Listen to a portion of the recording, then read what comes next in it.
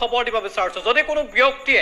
ভুৱা সাৰ্টিফিকেটৰ জৰিয়তে চাকৰি লৈছিল তেতিয়াহলে তেওঁলোক সাৱধান হওক কাৰণ ভুৱা সাৰ্টিফিকেটৰে চাকৰি লোৱাসকল বিপদত পৰিব অসম চৰকাৰ এতিয়া কঠোৰ হৈছে আজি সকলে ভুৱা সাৰ্টিফিকেট দি চাকৰিত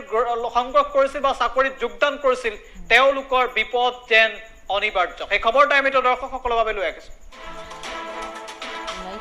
ভুৱা সাৰ্টিফিকেট প্ৰস্তুত কৰি চাকৰি লোৱাসকল বিপদত পৰিব এই মুহূৰ্তত এটা অতি জৰুৰী খবৰ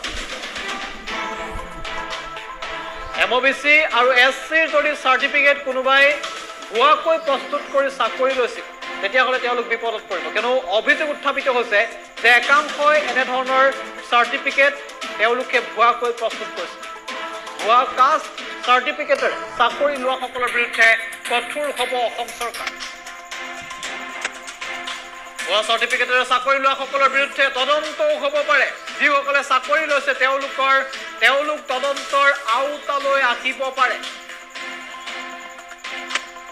ইতিমধ্যে সকিয়নি প্ৰদান কৰিছে ৰাজ্য চৰকাৰৰ মন্ত্ৰী পীযুষ হাজৰিকাই কেবিনেট মন্ত্ৰী পীযুষ হাজৰিকাই সকিয়নি প্ৰদান কৰিছে যিসকলে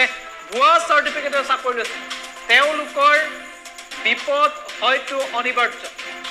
ভুৱা সাৰ্টিফিকেট প্ৰস্তুত কৰি চাকৰি লোৱাসকল বিপদত পৰিব পাৰে আৰু এই মুহূৰ্তত মন্ত্ৰী পীযুষ হাজৰিকাৰ মন্তব্য আছে কি কৈছিল মন্ত্ৰীগৰাকীয়ে মন্তব্য কৰিছে শিডিউল কাষ্ট মানুহৰ নামত বেলেগে সাৰ্টিফিকেট লৈ এমবিসিৰ নামত এমবিসি নোহোৱা মানুহে সাৰ্টিফিকেট লৈ সেইটো হ'ব নালাগে যোনে সঁচাকৈয়ে পাব লাগে যোন সঁচাকৈ শিডিউল কাষ্ট